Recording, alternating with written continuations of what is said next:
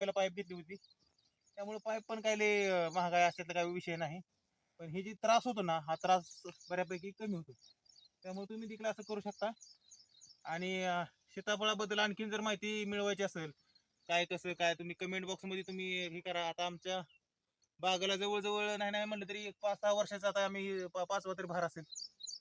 चांगला दांडगा अनुभव आहे. बरेच अनुभव येत गेले. कुठलं औषध कधी मारायचं काय, आपल्या पिट्या ढेकून जी म्हणतो आपण, त्याला सुद्धा आम्हाला या सुरुवातीला थोडा त्रास झाला, मिलीबग. पण परत नंतर नंतर समजायला लागले बाबा कसं त्याच्यावरती कंट्रोल करायचं.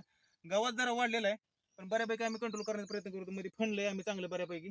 गवत जर असेल तुमच्या रानामध्ये, स्वच्छता जर नसेल तर तुमच्या सीताफळाला आपल्या पेट्या टेकून ज्याला म्हणतो आपण मिलीबग जी म्हणतो, ती होऊ शकतो. त्यामुळं बाग स्वच्छ ठेवा. बाग स्वच्छ असेल, रोगराई कमी राहील.